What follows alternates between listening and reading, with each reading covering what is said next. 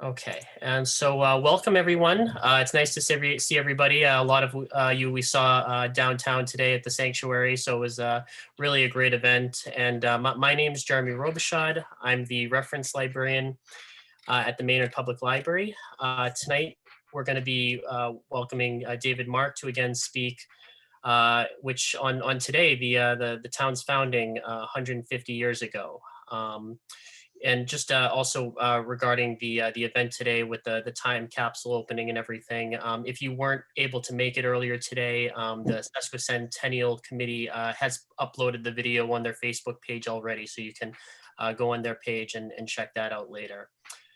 David is, of course, a member of the Sesquicentennial Steering Committee and will be hosting a series of local history talks throughout the year. He's got them planned out, I think, all the way through December. The next presentation will be on the Assabet River and the floods and droughts that it's had over the years. And that'll be on Monday, May 24th at 7.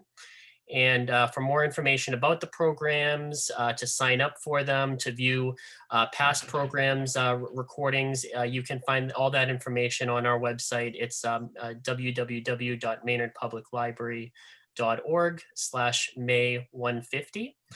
And I'm going to turn it over to David in just a minute. Let me just, okay.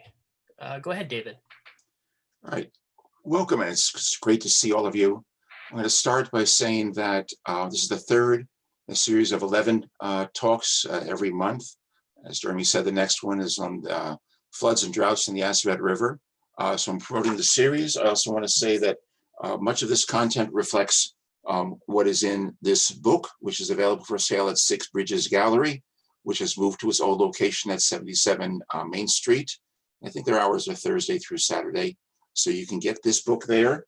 All proceeds go towards helping fund the Sesquicentennial events. Before I get to the slides, I want to acknowledge that this land that now constitutes the town of Maynard is part of the ancestral and traditional home of the Nipmuc peoples, who were here for thousands of years before Maynard became Maynard. So let us now take this opportunity to thank the original caretakers of this land, who are still living here in Massachusetts and elsewhere, and are not gone and are not forgotten. So I'm now going to move to the slides. We can get up to this. Let me do share screen. And hopefully. No, not yet. So is this a yes or no? No, not yet. Okay, let's try this again. Down on the bottom. Yeah, share screen. Yeah. And then if you just left click on it, I think it should. Okay, what I'm seeing is host has disabled participant screen sharing. Okay, hold on just one moment.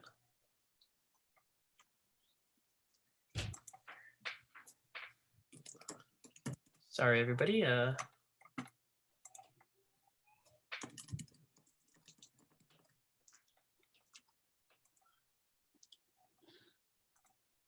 So listen, well, Jeremy. Go try it again. Okay, share screen. Okay, I think. Okay, I think we're seeing it. Yes. All right. Yeah. Okay, so just so everyone knows you're in the right place, here we are. It's the Sesquicentennial Steering Committee History Series hosted by the Maynard Public Library. Maynard Life Outdoors has a column on this topic, and for the research happy people, a bibliography of the literature I used to create this, with thanks to the Maynard Historical Commission, the Maynard Historical Society, who have gathered so much historical information on the town of Maynard.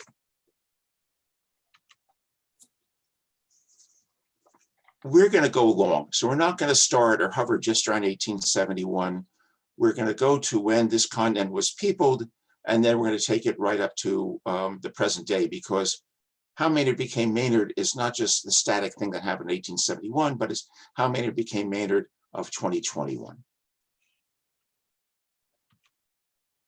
Now, what this slide shows is that Maynard and Hudson were basically the babies among the neighbors. Concord and Sudbury were the early towns settled as people were moving out of the Boston, Cambridge areas, Watertown areas.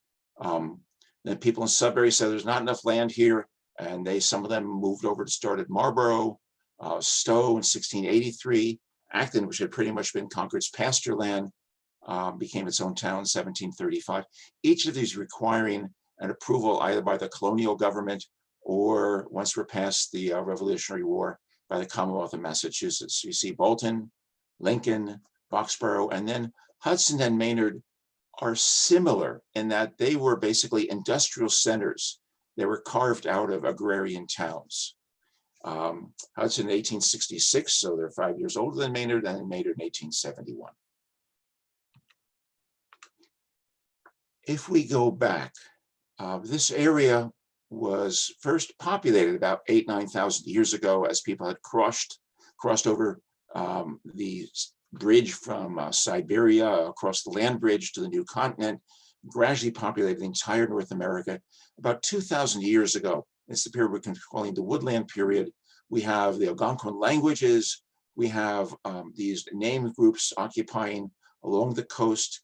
Nipmuc, particularly referred to the freshwater people because you see their area was not ocean access.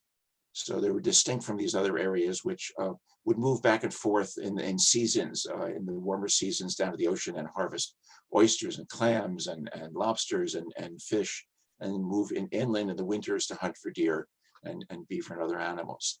So we have the Nipmuc and their neighbors, the Massachusetts, Wampanoag, Narragansett, Pequod, Mohegan, and down on Long Island, the Shinnecock. Now, you have to realize that the only domesticated animal that the woodland Indians had were dogs, and that their tool set was flint, bone, stone, pottery, woven baskets, hides, and furs. People were well nourished and healthy. The Europeans consistently mentioned how tall and how handsome and how healthy everyone looked. And in fact, the Native Americans were towered over, were 5, 6, 8, 10 inches taller than the European soldiers that were coming over here because the diet was just much higher in meat and total calories.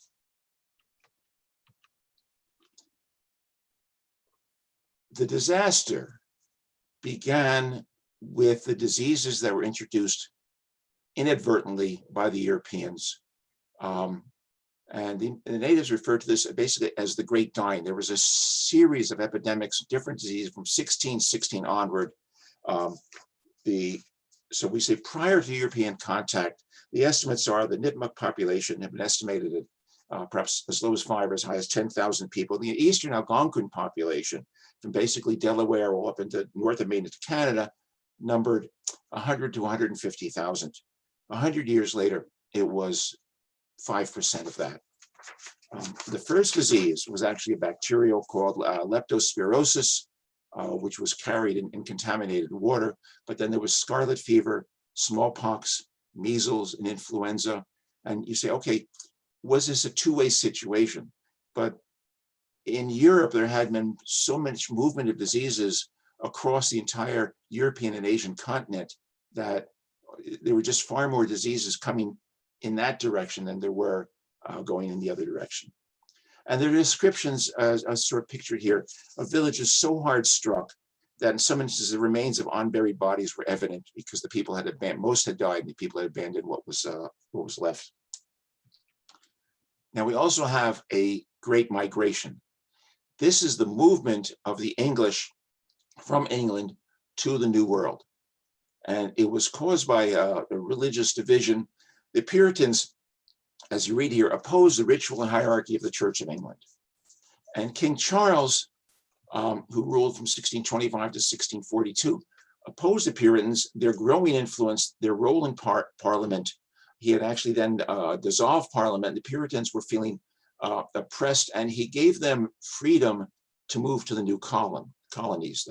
And an important distinction here is the English were doing what was referred to as settler colonization. They were moving themselves, their families, And the French were more of a research colonization. They were setting up forts, they were developing trade for furs, but there was just a far smaller number of French settlers coming across because the French king at the time was against it. Basically, he didn't want people leaving. So you see some 80,000 Puritans left, and they didn't all come here. They went to Canada, they went to the Caribbean, they went to Holland, they went to Scotland, but about 20,000 over this period came here, and they were well off. They were literate, they moved as families, they brought their servants, they had crafts, trade, they were highly religious.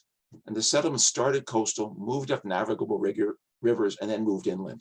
So we can see that for all English colonies, we're talking about 5,000 before 1630 and 50,000 by 1650. The Puritans saw this as, in their mind, empty land, that it was actually God's will that the Native Americans had died, leaving this abandoned for them. Of course, that's their perspective. It wasn't the perspective of Native Americans who were being progressively squeezed out of their traditional land. So King James of England claimed by right of discovery all of North America. We have some distinctions here as sort of some of the transitions. So I think we could at best call Concord, which was designated as a colony and then made a purchase. And this was the usual sort of processes. First, the colony governor would say, you have permission to set up a town. And then and only then would the potential colonists go try to make an arrangement with the Native Americans to purchase that land. So this was a true purchase in 1636. But the Native Americans actually were Pennacock and Pawtucket rather than Nipmuc, who sort of, this was their area. So a little bit iffy there, who had the right to sell or trade the land. Sudbury, a few years later, again, a fairly large area, and again, a true purchase, but for really a nominal amount, about £5 worth of goods. The purchase was from an Indian known as Carte, English name Goodman, and his brothers. These were Nipmuc.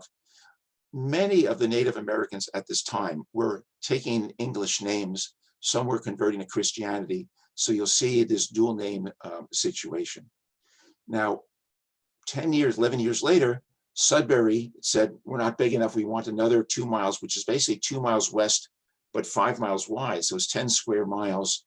And you notice here, it was sort of approved by the colony in 1649, but only, and this is in quotes, purchased for a nominal amount in 1684.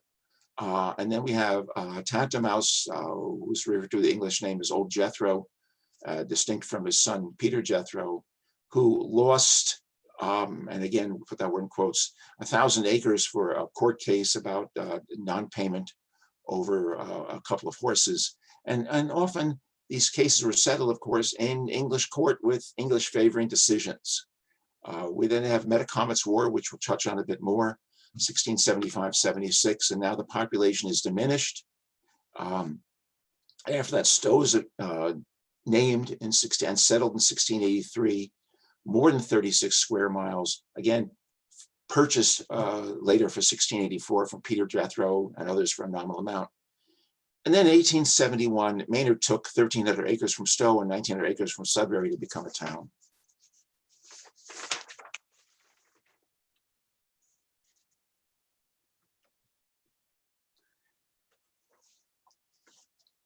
The massive influx of English led to a number of wars. So we had the Pequod War in 1636, and remember that was one of the tribes that happening in what the area is now Rhode Island, and they were defeated, and not only defeated, but the English said, well, now that we've captured some people as prisoners of war, what are we going to do with them? And they said, well, we can ship them down to the Caribbean and sell them there as slaves and bring back Africans as slaves here. This was the beginning of the slave trade in New England, and Massachusetts colony was the first colony in 1640 to legalize slavery. And slavery was legal in Massachusetts from 1640 to 1780.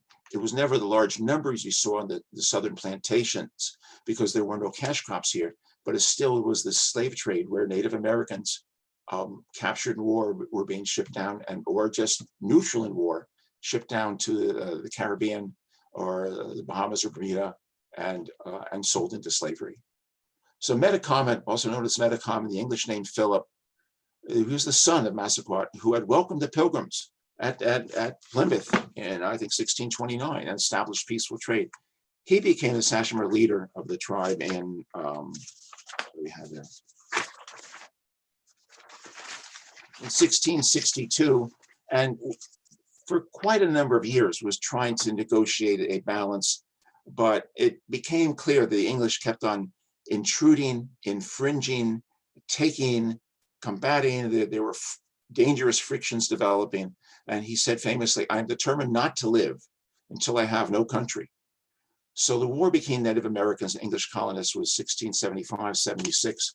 The population, starting population at the time, was estimated at 10,000 for the Native Americans, 65,000 already for the English colonists.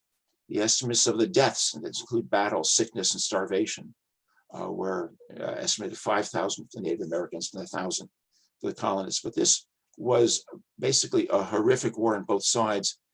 Pretty much everything west of Concord was destroyed and burned. The Native American deaths included not only the people who were actively combating, but hundreds of non-combatants who'd be relocated to Deer Island because there was concern they might be collaborating.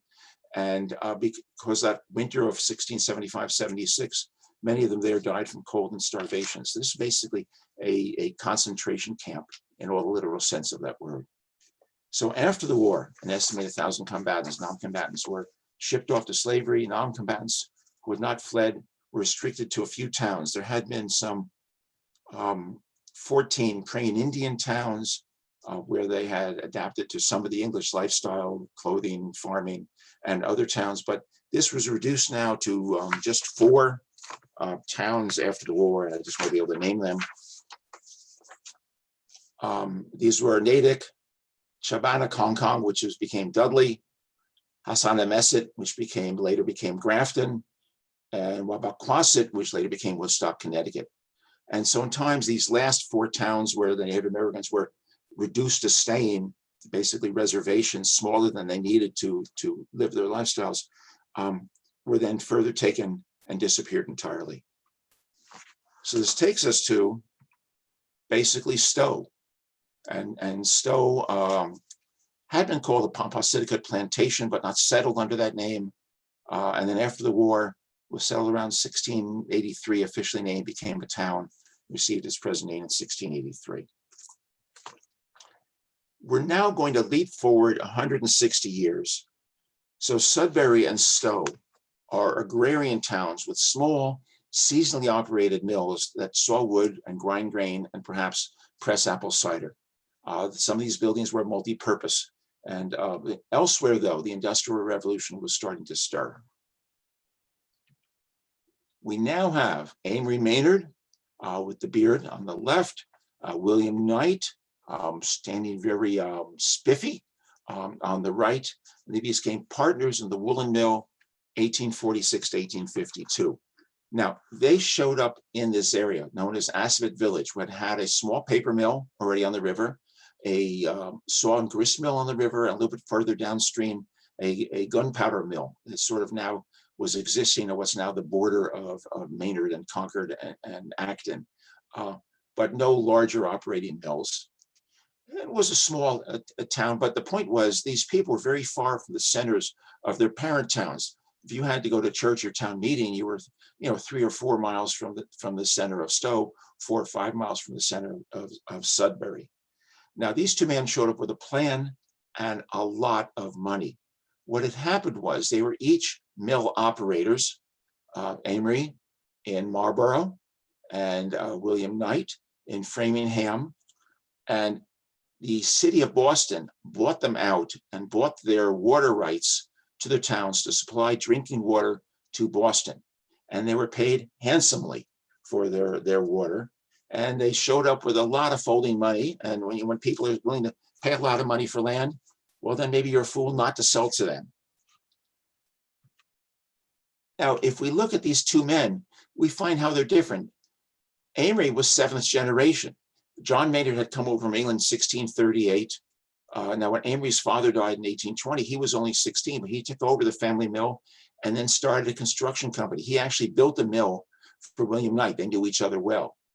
He then sold Fort Meadow Pond to Boston, and he moved to Assabet Village, in 1846 at the age of 42 with his wife and his three sons. That's Lorenzo, William, and Harlan. And I think William, where the mill son was 13 at the time. He constructed and also managed the mill. Now, William Knight had come over from England in 1824. He had had experience in mills in England. He became a mill superintendent and then soon a partner, and he was a mill owner in Framingham by 1829. By 1843, he had more than 230 employees, so obviously he knew what he was doing. He sold Lake Scituate to Boston in 1846, again for the water supply. He partnered with Amory, but he never actually lived in Maynard. It appears he actually moved to Boston and was the Boston manager of sales rather than the operations out here. He retired in 1852 when his wife died. He lived in a very nice townhouse up on Beacon Hill, and he died in 1870 with no heirs. This presents the growth of what was going on between the mill and then when it finally became the town. So the first mill wood frame building was constructed with selling wool yarn and fiber and carpets. Carpet can be made from low quality wool. So that's where they started off because that's what they were able to buy. And at this point, you have to also realize there's no railroad in Maynard, so everything had to be brought by wagon from the line that went through South Acton, which is over 2 miles away. 1849, they had convinced Sudbury to make a main street, including a bridge over the Assabet River right in front of the mill. 1850, the railroad reaches Maynard and then continues on to Marlborough, 1855. This is basically a dead-end spur, 12.5 miles, which is now the Assabet River Rail Trail. So once you have this, wool is coming in, raw wool is coming in by railroad, finished goods are going out by railroad. They've got all they need to basically grow the business. By 1852, there are 2 more wood frame buildings. 1853, the Congregational Church, which is where we were today, called the Sanctuary, was built. Amory and William were essential in helping us. They donated the land and raised a lot of the money to get the church started. Expansion started 1859. They're building brick buildings, still standing. 61 to 65, the Civil War. Union does not have access to cotton. The cotton mills had to shutter and shut down, but the woolen mills had business because the Union Army uniforms were both shirts, pants, and jackets, and they were making blankets for the Union Army. 1866, more expansion. By 1866 again, you now bring in an immigrant population, Irish, and you see the beginnings of St. Bridget's Roman Catholic Church, which was actually constructed on Main Street where Town Hall is right now, and only later moved to its present position up on Sudbury. Not Sudbury, yes. And then 1871, the town has a cemetery. It also has a couple of schools, but these are Sudbury and Stowe schools. And you have to realize at this point, this little village is now basically larger in population than its parent towns. It's very different. It's industrial.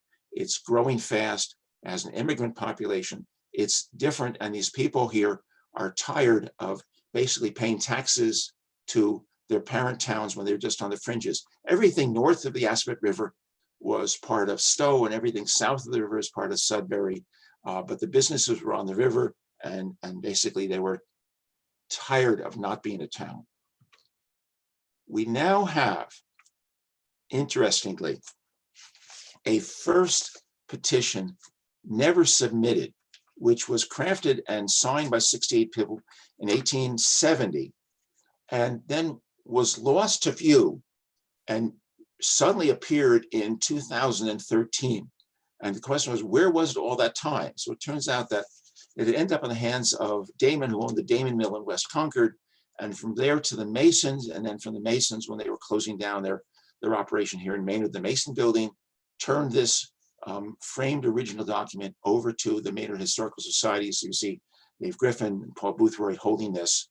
They wanted not just a chunk of Stowe and a chunk of Sudbury, but a piece of Acton and Concord that would have included the gunpowder mill. But there was a lot of pushback.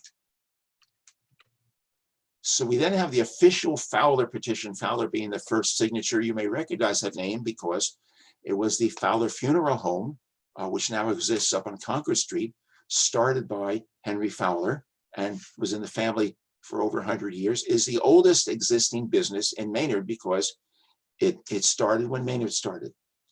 So parts of this petition, the citizens said they were tired of being parts of these towns, that there were evils. They called the distance from town centers, inadequate education, streets in disrepair despite paying taxes. This was oppressive and can only be remedied by incorporating your petitioners into their own town. And they pray the above town be incorporated into town bearing the name Maynard. I have actually seen this document, which is down in the state records down in the Kennedy Library. There was actually a space left for the name and written in an entirely different hand, the town Maynard. But what we hear is that it was unanimous that the name become Maynard. But we also have to realize that Maynard basically employed most of the people in town, had built and owned most of the housing and rented it to most of the people in town. So the fact that the town was named Maynard, whether it was unanimous or not, it was definitely, I think, preordained that this was going to be the town of Maynard. Now, mind you, there was still this idea of a greater Maynard. This map is not true. It shows different parts in different places, but one of the points you see the actual lines of Maynard, and then further to the southeast, you see the straight line, was called the line of the 2 mile purchase. That was where in 1849, Sudbury had expanded from its original size all the way up to the Assabet River. And the proposed towns basically just arbitrarily went back to that line. So adding almost another 2,000 acres to what would have been Maynard, but it was not to be. Sudbury pushed back.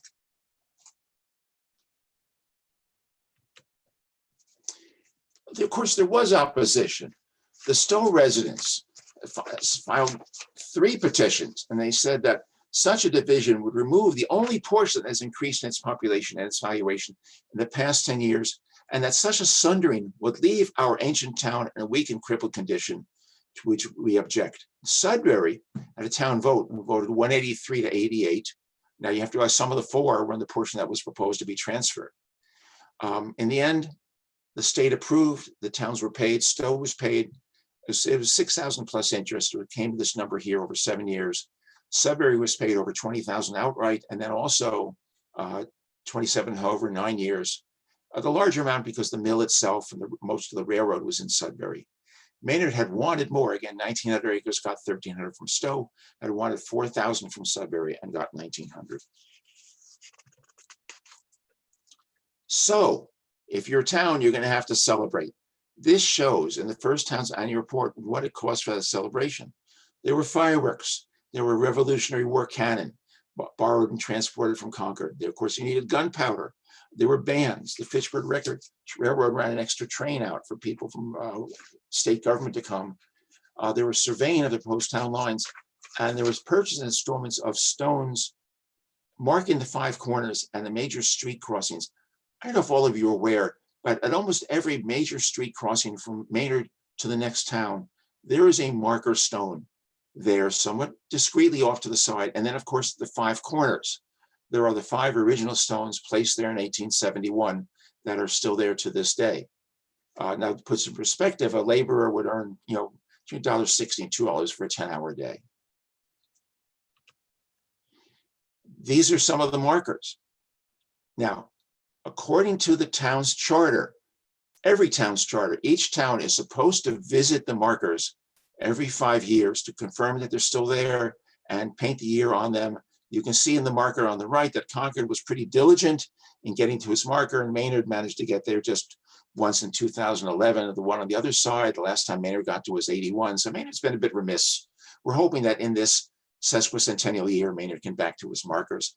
These 2 are actually accessible. The one on the left is on Route 27 heading towards Sudbury in the south. The one on the right is off of Sudbury Road as you're heading up to the Concord Mews condominium complex. This is another marker that's deep in the North Woods, and you can see on the right that's being visited and checked in 1966 by a number of the townspeople. And then the one on the left, I got in there a couple of years ago. I suppose I should have brought black paint, but I didn't. And then the one on the left here is up in the apple orchard off of Summer Road, which is now fenced in. You're not supposed to go there, but when I wandered up there, it wasn't fenced in yet. And the one on the right is flush with the ground because it had been what became the area seized by the Army in 1942. And they ran a railroad track right over where it was. So they just knocked it over and later this square stone was established, which is flush with the ground, but it is there, and it says that's the corner of Maynard, Stowe, and Sudbury. Maynard becoming a town in 1871 is not the end of how Maynard became Maynard. Now, if you look at this map, you'll realize first, let me use my little trusty mouse here. The mill is smaller. It's missing the very large buildings 1, 3, and 5 that exist now. The pond is much larger.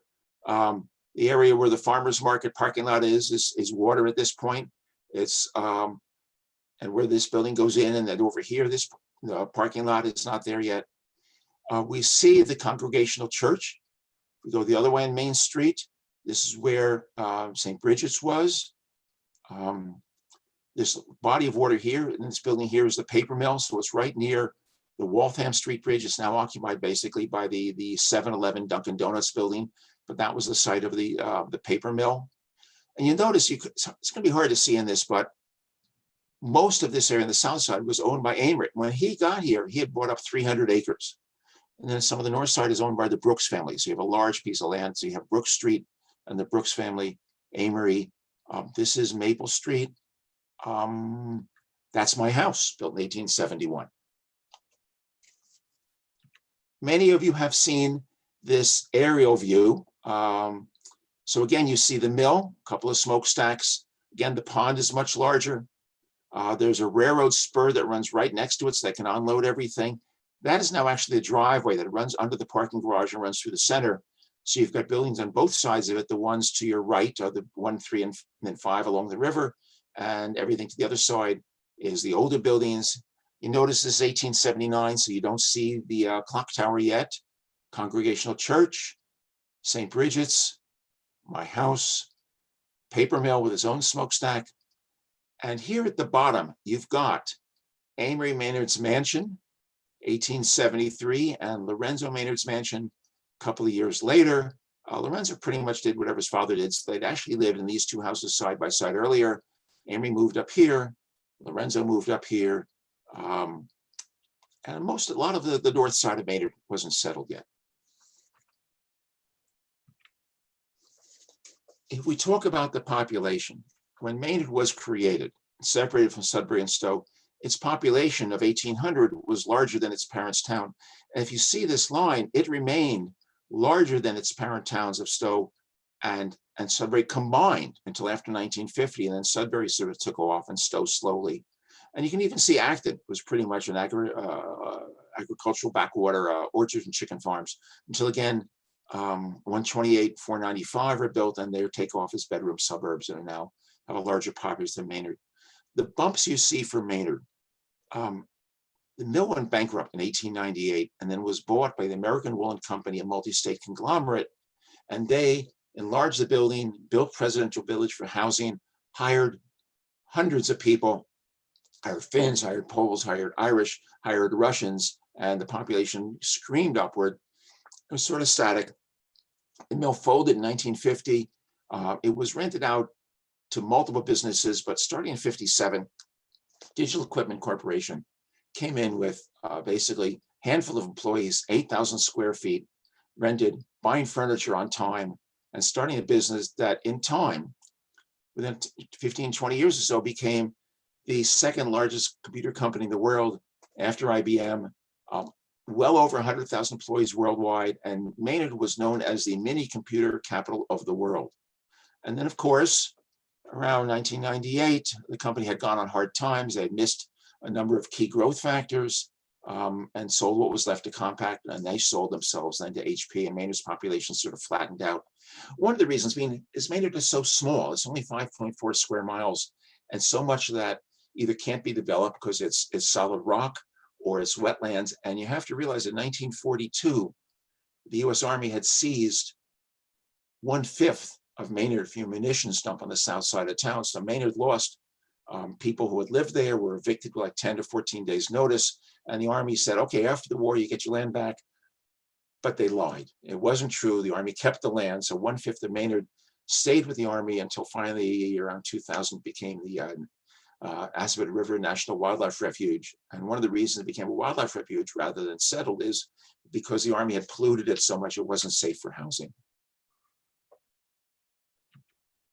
Of course, it wasn't just people who lived in Maynard. So if you see this chart, the lighter colored line shows the number of horses, the dark colored line, the number of cows.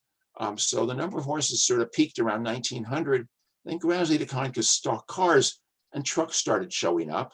We know about these numbers because horses and cows were taxed, which means each year, every horse and every cow in Maynard was counted by the town assessor and reported in the annual report.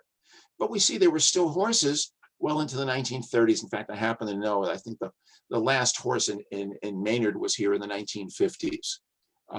The cow number sort of decreased because with the advent of pasteurization and refrigerated railroad cars, larger farms were able to provide milk, and it became sort of uneconomical for Maynard farmers to be in the milk business, but still there was a significant number of cows.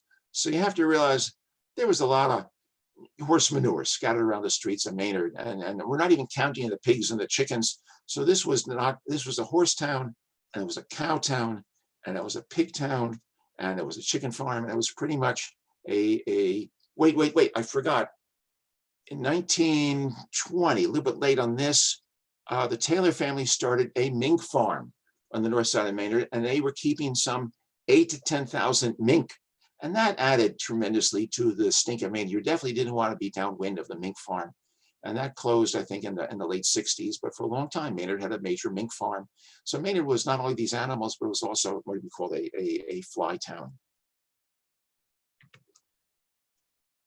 The concept of failing upwards. The point here is that each time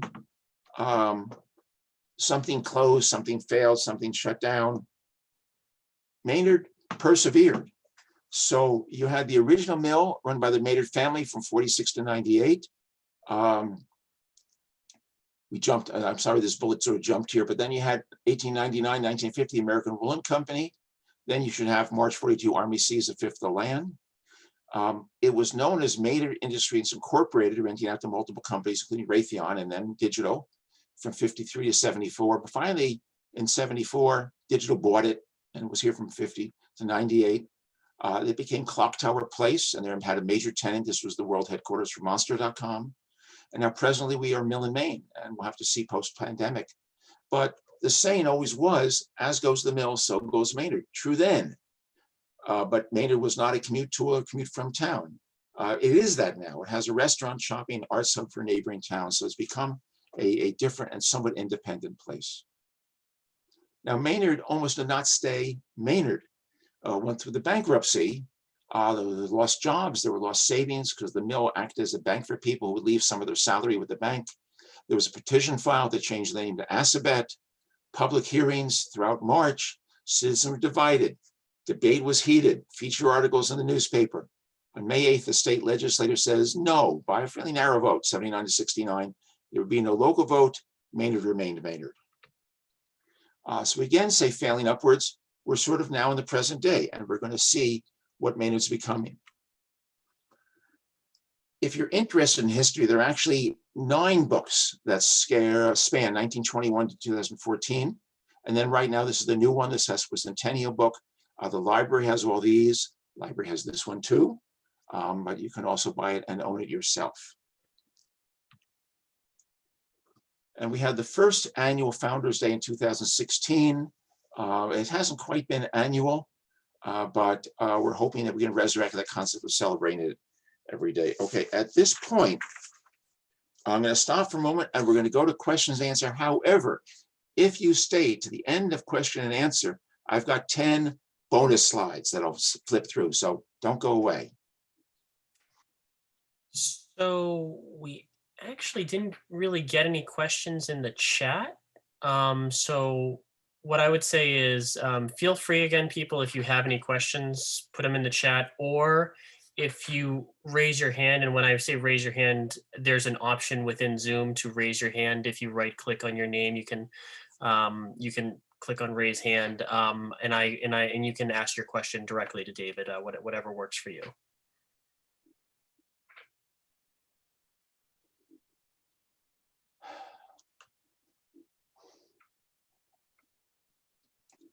So Jeremy, are we back to spotlight on me? We're still on spotlight on you. We can still see your screen. Okay, all right. I'm stuck for the moment on small screen, but we're there. Okay, anyway, questions. Oh, okay. We've got one from Jane H. Oh, okay. What did you find in the time capsule today? You go ahead. You could see it from down there, right?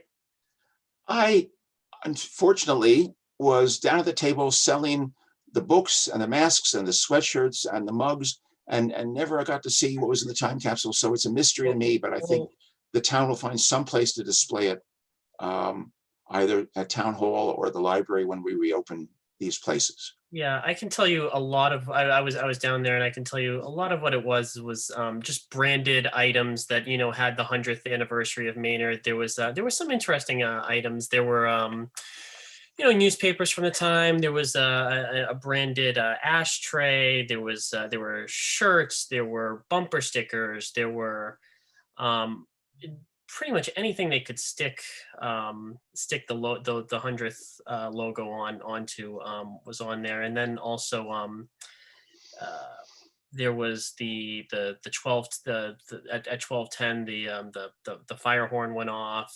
Every church in town had the bells going, but I'm trying to think. There were some items from the Brotherhood of the Brush and the bells. That was a good one. Yeah. We took a peek. This was actually not buried, which is nice. It was kept in a box at Town Hall. There had been two others buried at Coolidge School and at Fowler School. The one at Coolidge was found, but water had gotten into it, so everything had basically gotten soggy and moldy. And the one at Fowler, sadly, we dug a couple of holes in the lawn where everyone remembered exactly where it was, but we couldn't find it. So it remains buried at Fowler School. Yeah. Okay. There's some questions are starting to come in now. Let's see. We've got from Glenn. What is the nature of the pollution that the Army left to ruin the land? Oh, Glenn. Well, for one, the Army had built dozens of munitions bunkers there and had railroad tracks going to all of them to keep growth down from the railroad tracks. They sprayed all around the railroad tracks with arsenic. Secondly, once the Army was done with its munitions, it was turned over to the U.S. Natick labs as a test situation for field testing things, including testing fire-resistant clothing and fire-resistant materials. So there was a lot of asbestos on site, and they were doing test burns and then extinguishing the fires. They had and then they had waste pits where they were burying 55-gallon drums of various types of waste. And this was a Superfund cleanup site for many years before it was turned over to the wildlife refuge.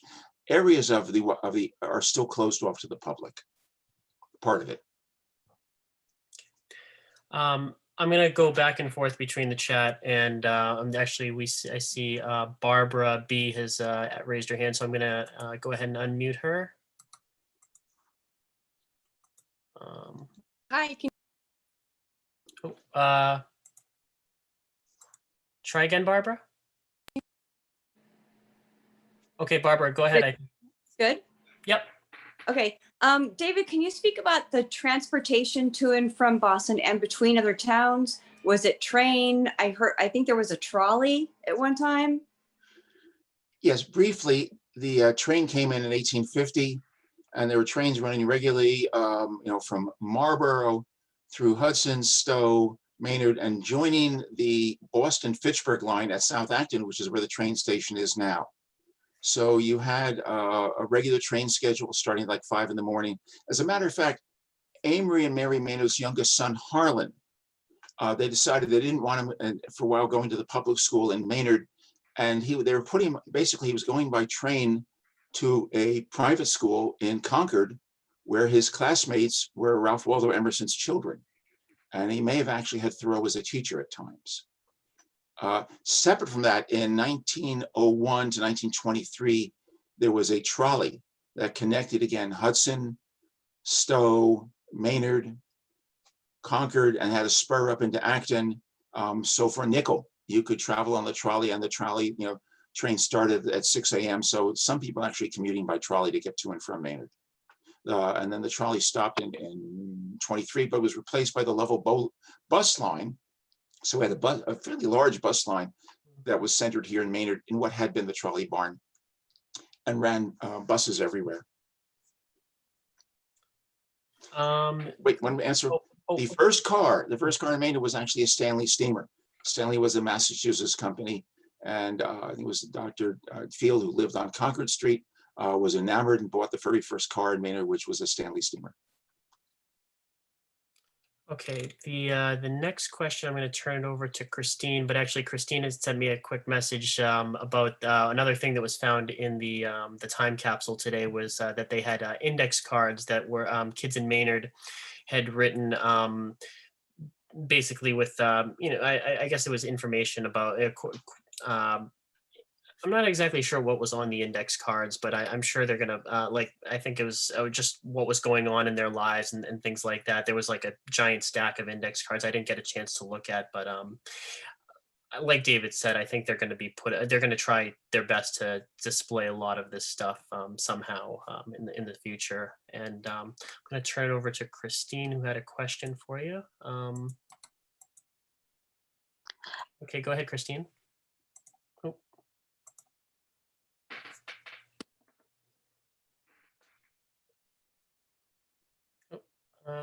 Christine? Did that work now? Yes, we can hear you now. So I looked through all the index cards because my husband, I thought maybe his name would be there. And I had a cousin who thought she had something in the time capsule as a kid, who I didn't find their names, but they were mostly people that would be in their 50s or 60s now. And it would say like Phil Beals, who actually, he's a young guy that passed away, and his age, and it might say St. Bridget's School, or if they went to Fowler School. So it was just kind of neat to see, kids' handwriting, and if they're now adults, and some people were taking pictures of different relatives' cards. So I think some have been posted on Facebook, and then as Jeremy said, they will put it somewhere at some point and make that known to everyone if you ever want to look through the cards. It was kind of fun to look through those. Yeah, I'm sure they'll be transcribed for the Maynard Historical Society collection. Great, thank you. Thank you, Christine. Jerry, I'm going to answer one of the chats someone has. Yeah, Is go there for anything it. I don't know about the history of Maynard? And I say, of course there is. And usually when I'm selling the books that I've written, I say, I try to make sure everything is true, but I really try to make sure it's interesting. And that's about all I can promise is I will research something to death, but I am only one person. I didn't grow up here. I moved here in 2000. So people say, how do you write about the place if you didn't live here? I say, I ask other people. I research things, but there's things I don't know, and there's things I don't know. And there's things I get wrong. That's good. The next question in the chat comes from Dan. Who are the current tenants of Mill and Main, and are any of these open to retail customers? There are a number of different, I can't tell what percentage, especially with the pandemic, is occupied, but the largest company in there was Acacia Communications, which is making super fast routers for use throughout the world. I say was because they had gone public. They had become quickly a company valued at over $2 billion, and then were recently purchased by Cisco, that's CISCO. So it's not clear to me whether they're going to leave the Acacia operations here or move it elsewhere, but they were by far the largest tenant. We have Stratus Computers, and to my knowledge, there's no retail businesses inside the mill at the moment. There's some other interesting companies, but we'll leave it at that. Sure. There's another question from Pamela. What happened to the Nipmunks who lived in the area? Okay, well, after the King Philip's War, they were sort of consolidated to those 4 or 5 towns I named.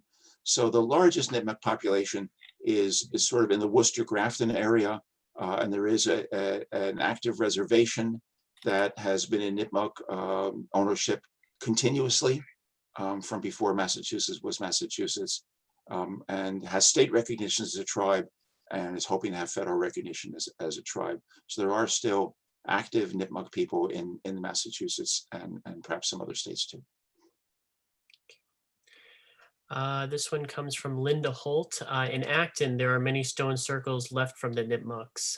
Do we have any in Maynard? I have never seen a stone circle, and I'm not sure whether Nimick would have been making stone circle. I can't answer the question. I don't know. There. This one comes from Lisa S. Did the formation of the town actually improve quality of life as the citizens on the outskirts of Stowe and Sudbury hoped it would? Well, you have to realize that soon after, they had their own school system, they had their own meeting hall, they weren't having to go miles and miles to go to church or to town meetings. The railroad came in. I'm going to say yes. Maynard became actually a magnet. The people from the surrounding towns would come to Maynard to do their shopping. There was a Sears here and a Woolworths, drugstores, soda fountains, movie theaters, hotels. I think at one point Maynard actually had 5 hotels at one point, 3 movie theaters. So this was definitely the commercial nexus for the area. This one is actually more of a comment than a question. Actually, I did not stay long enough for this. Apparently today, after everyone left, the rope to ring the church bell in what is now the sanctuary broke. A child was ringing it and most of it came right down. Glenn has a picture that he can share on the screen. You know what, Glenn? If you can email that to me, I'll include it in the I'll send it to everybody when I send the recording to for the program. But that is wild. Let's be happy the bell didn't come down, because the bell is dated 1855, a couple of years after the church, and estimated to weigh about 600 pounds. So we're just sort of happy the bell itself didn't come crashing down. Wow. Thanks. All right, let me scroll down a little bit here. This one comes from Jane. Is Powell Flutes still in the mill? Are they a world famous company? And yes, and I'm sorry I neglected to mention them, but you see that name next to that parking lot for the farmers market. And yes, Powell Flute is still there. They are definitely a world-known company making concert level, orchestra level, soloist level flutes. They are actually now owned by a French conglomerate, so it's no longer an independent company, but it had been started by, I'm going to say, a man named Powell in Boston, had moved it out to Waltham and then moved it out to here, and it still goes by Powell Flutes. Definitely making gold and platinum flutes, and also piccolos. Okay. Let's see. This one comes from Gene, our director. How did Maynard fare during the flu pandemic of 1918? Approximately a third of the population died. If you look at the annual report at the time, it lists deaths and dates and causes, and suddenly you're seeing flu or pneumonia. The Catholic Church lost, I think, both their priests. They shut down the school system, and it was typical of the United States. There was about a 1% to 2% death rate all across the United States, and that's what we saw here in Maynard. Maybe some 60 people out of a population of probably would have been 6,000 at the time. Yeah, I know. Looking at the town reports, you see the deaths listed, every year, and then the reason, and you really see the spike there in 1918 and 1919. All right, I am going to, let's see. I think we've got a couple people with raising their hands here. I'm going to go switch it over to Peter here. Just a moment. Okay, Peter, you're on. Can you hear me fine? Yes, we can. First of all, I'd like to say that to the person that asked if there are nipmunks around, I'm nipmunk and I'm still around. It may be more important than being around. I used to work at the mill right there in Maynard with Digital Equipment Corporation for several years, and I was a part of the Maynard community there, and on a limited basis, and living in the next town over. I want to raise a question regarding the lands that were obtained by the federal government, and ask if there might not be something that can be done there. Earlier in my presentation of a couple of weeks ago, I talked about all of the excess lands and the possibility of returning some of these lands back. right here in Maynard, it appears that there are lands that have been turned over. Is it possible that somewhere in the future that lands can be designated back to honor Nipmuc people that provided so much to the well-being of the community and the continuing existence of the community today? I'm thinking of circles, and the last time that we had circles was I just participated in an event in which I had to create a circle, and the circle was created as a result of cooperation with the federal government, state government, and educational institutions to return approximately 45 human remains back to us, and there had to be a sacred circle created so that our ancestors could recognize that they were returning from a long journey back home, back to this generation, and this generation is there to take care of not only them but the land and all the animals and insects and birds and fish that are around us. Maynard, I think, has a wonderful opportunity to recognize that with some of the excess lands. I'm sure that something can be worked out with those excess lands and a grant coming in from the federal government to assist in the maintenance of those lands. Just like to highlight that as a possibility, and thank you for the continuing activities, David, that you've done here to enlighten and educate. I appreciate that. Thank you very much for the time. You're welcome. I'll just also add that the town select board recently voted to no longer celebrate Columbus Day, and now as a town will be celebrating Indigenous Peoples Day. The neighboring high school, Neshoba High School, dropped its Indian mascot motif and it's become the Neshoba Wolves.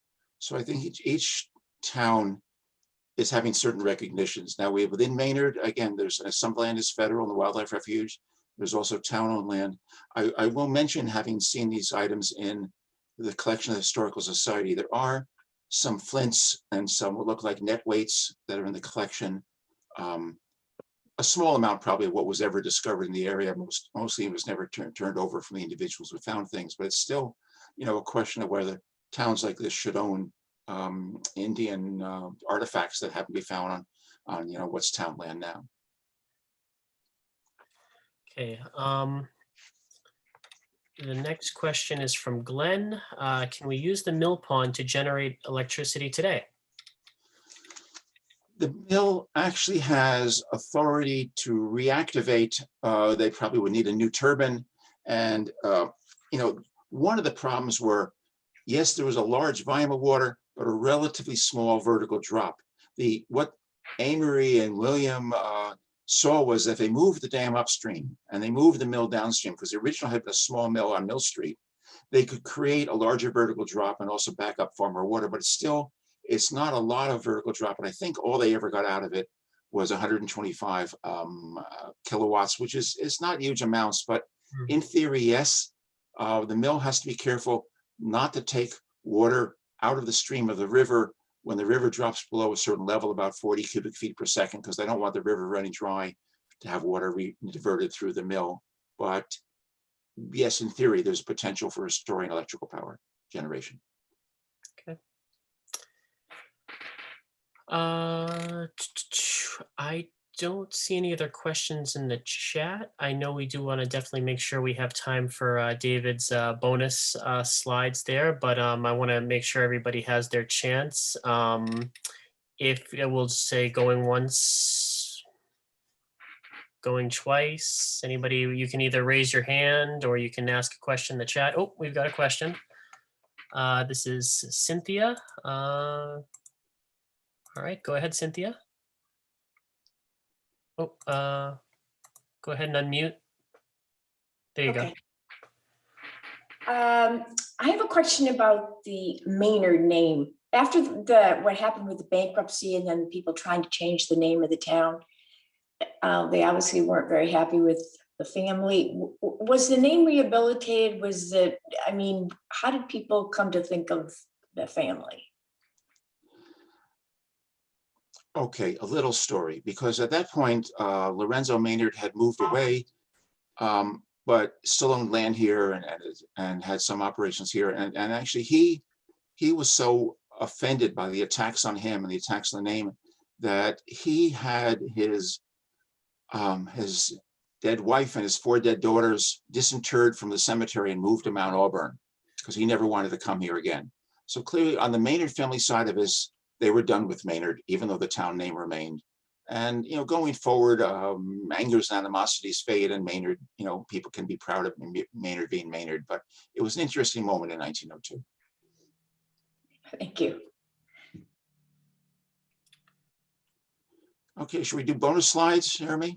Yeah, go ahead. Okay, I'm gonna try share screen. Okay. This from current slide.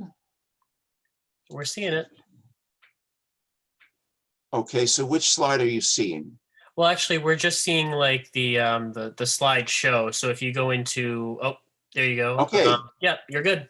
All right, let me just move this out of the way. So 10 bonus images. This is going to be a lightning round. This is an actual piece of carpet in the collection from the Maynard Historical Society from 1847. This was the second largest business in Maynard. It is Harriman's New Method Laundry. Built this huge building, which is where Bud's Variety Store is now, had hundreds of employees. The New Method was dry cleaning, and they would pick up your laundry, not just from Maynard, but from surrounding towns, bring it to here, dry clean it, and return it to your house. They had a laundry delivery system, a huge business, the Harriman brothers. Someone asked about transportation. So you could actually take a steam launch from where the Indian Orthodox Church is now and take a launch up to Lake Boone, land there, walk across to a short distance, and this launch, the Princess, would then take you around the shore of Lake Boone and drop you off at various docks because there weren't roads there. So you had a steamboat transportation system that got you to your summer cottage or summer hotel on Lake Boone. Here's Main Street looking east. The building on the right is still there, known as the Masons Building for many years. You notice in the forefront, there's a building with a structure with lattice. That was a bandstand, constructed in 1915.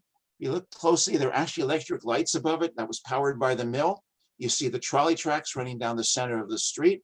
And this is what Maynard looked like. And you can just about make out there's a horse-drawn buggy over here.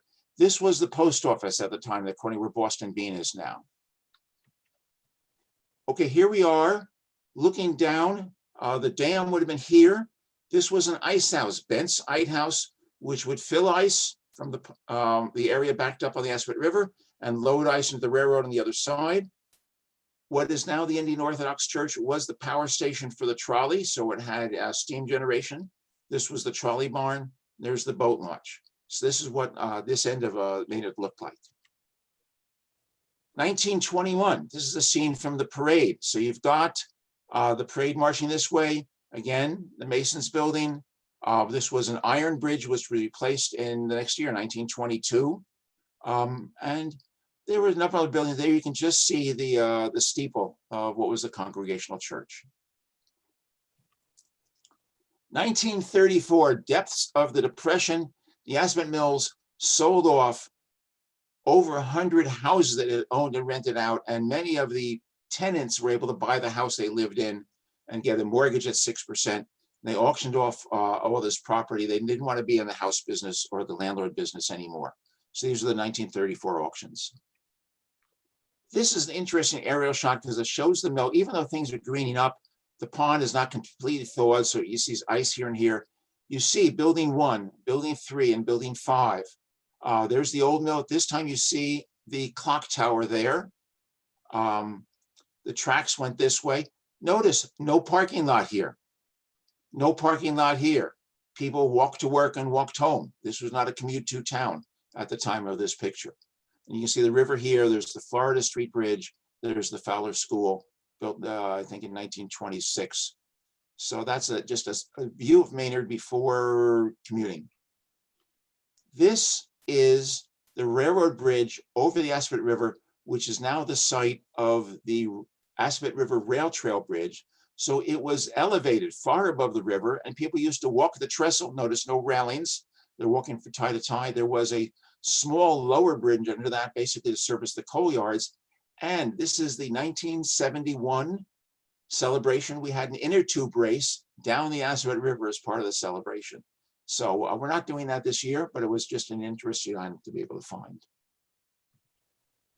And this is a shot of the rail trail bridge being built next to it and then lifted into place by this crane. So the crane is going to take this bridge and just bring it over here and put this far end down right here. And you see this one guy here with the rope. He's sort of going to aim everything, but they basically built the bridge. And the rail trail route now runs up through the center of Maynard and all the way to the Acton train station. And the other way to the Stowe border. There's a gap for Stowe and it starts again in Hudson and runs to Marlborough. And that is it. That's 2017. You just saw, again, a speed view of Maynard. I hope you've all enjoyed this talk.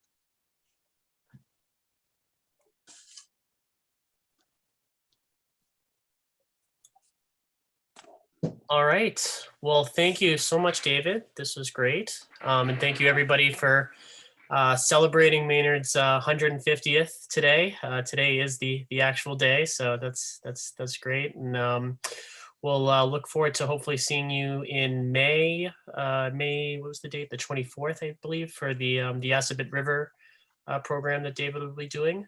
I think sooner, but yeah, it'll be on the library calendar. Yeah, everything is on the library website, maynardpubliclibrary.org/May150. You can find this recording will be emailed out to everybody in case you missed part of it. It'll also go up on the website. So we'll have that up shortly. And thank you again. Have a great night, everybody. Thank you so much for attending.